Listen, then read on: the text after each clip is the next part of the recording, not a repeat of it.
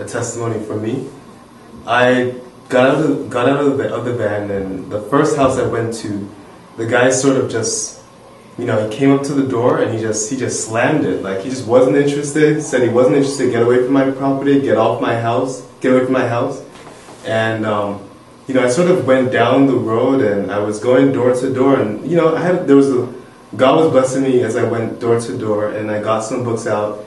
And on my way back, and when I had finished the entire territory and I was just sort of waiting to be picked up, the same guy sort of came out and sort of approached me, and I was wondering if he was coming back to sort of say some more bad words or say something against me. And he actually came and he apologized, and we spoke for a little bit, and he said, I want to give you another chance to let me know, just to let me know what you're doing. And I went through the canvas, through each and every book, and I mean, he wasn't necessarily interested in buying a book, but he said, come on in, you can come, and do you want some water? And then he actually allowed me to sit on his porch, and he said he was sorry. And I thought it was just an amazing testimony for me that some of the people that sort of reject us, they're the same people who sometimes feel they actually regret it. They feel sorry that they regret it. They actually feel sorry that they shut the doors on us. And I think that was something that really touched me.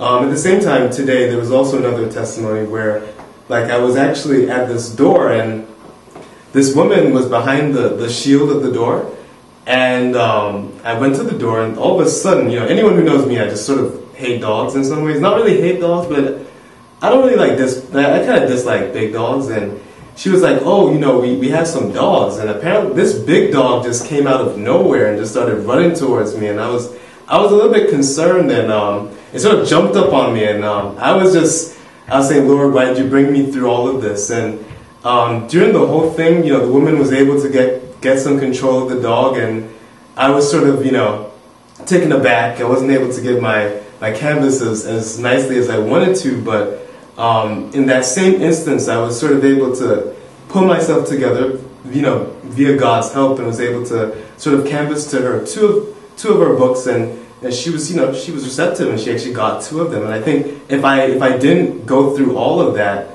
then I'm not sure if I would have gotten those two books out to her. So that was a blessing.